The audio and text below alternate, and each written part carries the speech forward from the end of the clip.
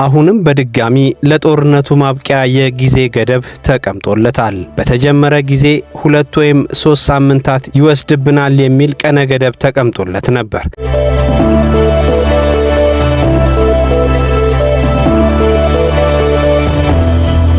ፕሬዝዳንት ዶናልድ ትራምፕ ጦርነቱን ያለ ድርድር እቋጨዋለሁ ሲሉ አባስ አራግቺ በበኩላቸው የድል ቀናቸው እየተቃረበ ስለመሆኑ ይናገራሉ።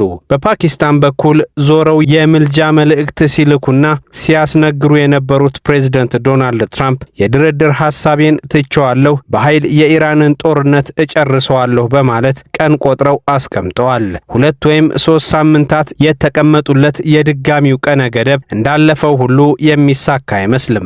ጦርነቱ አሸንፋለሁ ባለው ወገን ልክ ሳይሆን በኢራንና በእስራኤል የንብረትና የሰው ሕይወት ቅሚያ፣ በበርካታ ሀገራት ደግሞ የመሰረተ ልማት ጥፋትና በመላው ዓለም የኑሮ መዋዠቅን አስከትሎ አሁንም ቀጥሏል። በኢራን ላይ የሚካሄደው የአሜሪካና የእስራኤል ጥቃት ያልተቋረጠ ሲሆን በኢራን የሚደረገው የመልሶ ጥቃት ምላሽም ቀጥሏል። በኢራን ኢንዱስትሪዎች፣ የንጹሃን መኖሪያዎች፣ የመድኃኒት ማምረቻዎች፣ የወደብ መሰረተ ልማቶች በሁለቱ ሀገራት ጥቃት ኢላማ እየተደረጉ ይገኛሉ። ይህንን የቴህራን ብሔራዊ የሚዲያ ተቋማትና ዓለም አቀፉ የቀይ መስቀል ማህበርም በተደጋጋሚ እየገለጹት ይገኛሉ።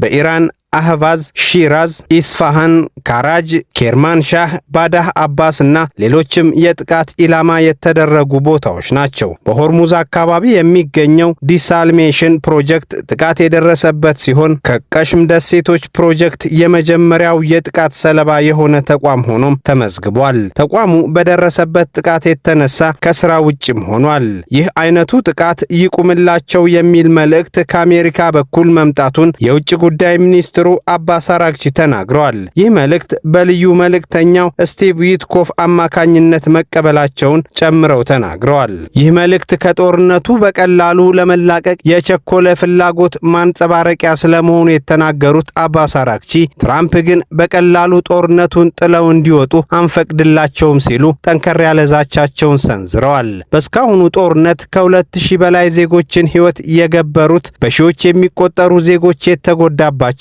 ሆስፒታሎች፣ ትምህርት ቤቶች፣ ከፍተኛ የትምህርት ተቋማት ወይም ዩኒቨርሲቲዎች፣ ፋብሪካዎችና ሌሎችንም መሰረተ ልማቶች የወደመባቸው ኢራናውያን የገቡበት ጦርነት እልህም ጭምር ይዘው እየገፉበት ይገኛሉ። ጦርነቱ አንዳንድ የቀደሙ የዲፕሎማሲ ትብብሮችንም ያሳጣ ሲሆን በዚህ ረገድ ዋሽንግተን የተጎዳች ትመስላለች። ስፔን፣ ፈረንሳይና ጣሊያን ለኢራን ጥቃት የአየር ክልላቸውን እንደማይፈቅዱ አሳውቀዋል። ከዚህ በተጨማሪ በመካከለኛው ምስራቅ አቅራቢያ ያለው የጦር ሰፈራቸውን ለመፍቀድ ፈቃደኛ ያልሆኑ ሲሆን ይህም ክልከላ ከዚህ ቀደም የነበራቸውን ትብብር ለማስቀረት መስመር የከፈተ ሆኗል።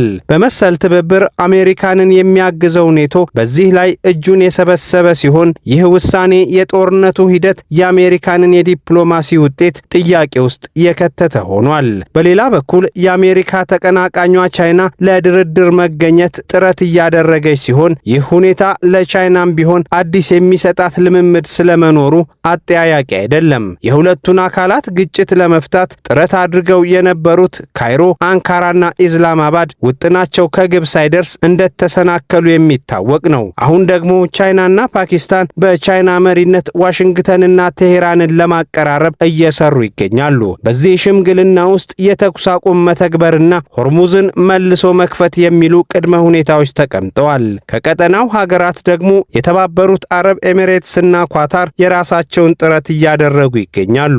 የኳታሩ ኤሚር ሼክ ታሚም ቢን ሐሚድ አልታኒና የተባበሩት አረብ ኤሚሬቱ ፕሬዝዳንት ሼክ መሐመድ ቢን ዛይድ አልናህያ የመካከለኛውን ምስራቅ ውጥረት ለማርገብ ከሌሎቹ ተነጥለው እየሰሩ ይገኛሉ። በሌላ በኩል ውግንና የተስተዋለበት ዲፕሎማሲ እየተራመደ ሲሆን አርጀንቲና ለዚህ ምስክር ሆናለች።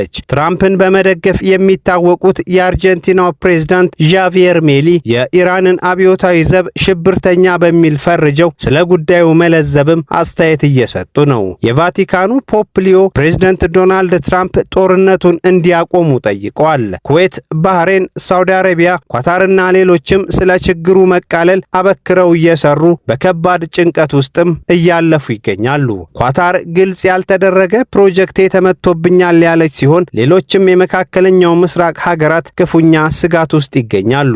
ጦርነቱ በአሜሪካ ከባድ የሚባል የፖለቲካና የምጣኔ ሀብት ቀውስ የፈጠረ ሲሆን በመንግስትና ዜጎች መካከል እንዲሁም በምክር ቤቱ አባላት መካከልም ከባድ አለመተማመን እንዲነግስ አድርጓል። የአሜሪካ ቤተሰቦች በከባድ አሁናዊና የቀጣይ ኑሮ ሂደታቸው ላይ የሚጋረጥ ችግር ውስጥ መግባታቸው እየተነገረ ነው። በእስራኤል የሐማስና ኢራን ጥምር ጥቃት የቀጠለ ሲሆን በርካታ መሰረተ ልማቶችም ወድመዋል። የሟቾችም ቁጥር ቢሆን በመንግስት ከሚገለጸው ውጪ የሚታወቅ ነገር እንደሌለ የተነገረ ሲሆን ቴልአቪቭ በርካታ ጉዷን ስለመደበቋም ታውቋል። ቀጠናዊ ረብሻው ተስፋ የሚጣልበት የመፍትሄ መንገድ ያልታየበት ከመሆኑ ባሻገር ሀገራት ለጉዳዩ ትኩረት ሰጥተው ለመፍታት ከመታገል ይልቅ ጦርነቱ ከጣለባቸው ጠባሳ ለመዳን የሚያደርጉት ሩጫ በርክቶባቸዋል። አልጀዚራ፣ ቻናል 12 እና ሮይተርስ የዘገባው ምንጮች ናቸው።